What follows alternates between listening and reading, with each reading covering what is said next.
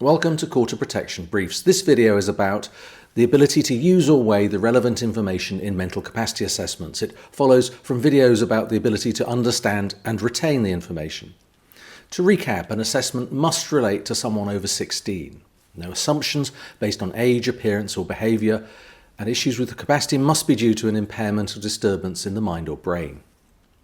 P must understand the relevant information to retain, use or weigh it, and be able to communicate their decision. So for this video, use or weigh the relevant information. There are cases where someone can demonstrate they know the information relevant to a decision. They can keep it in mind or retain it, but there is some disruption in processing that prevents them from engaging with it. In the wording of the Mental Capacity Act, the need is to be able to use or weigh that information as part of the process of making the decision. Let's take some natural meanings of those words, which is usually where courts like to start.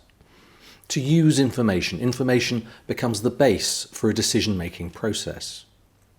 To weigh information, where various pieces of information need to be considered and each needs to be given an appropriate weight. To use, to base it upon, to weigh, to balance.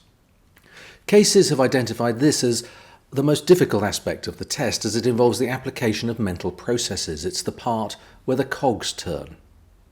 Not all decisions made by people outside of the Court of Protection are fully, sagely considered, with notes made, research done and spreadsheets created.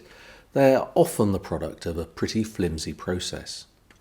The Court has reflected it needs to be careful not to set too high a benchmark for what it expects from people in the Court of Protection in terms of using or weighing information, because no one before the Court of Protection should be held to a higher standard than people outside. Use or weigh is the part of the test that can trip up advocates. I've lost count of the number of times an advocate has dismissed a capacity assessment since it did not adequately consider the use or weigh element. It's no coincidence that use or weigh is part C of the test. Understand is A and retain is B. It's impossible to use or weigh information you do not understand. Impossible to use or weigh information that is not within your grasp. An example from outside of the Court of Protection to illustrate. Suppose you're at a cookery school and you're being tested on your cake making skills. If you go to the shop to get flour but come away empty-handed or leave the flour on the bus, you cannot be assessed in your cake making skills. You literally lack the vital ingredients to use or weigh.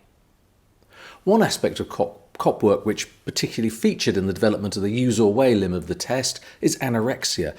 It's common that someone with anorexia is quite aware they are unwell, that if they do not receive nutrition, they may die. They do not want to die. They absolutely do not want to die, and yet they do not want the nutrition.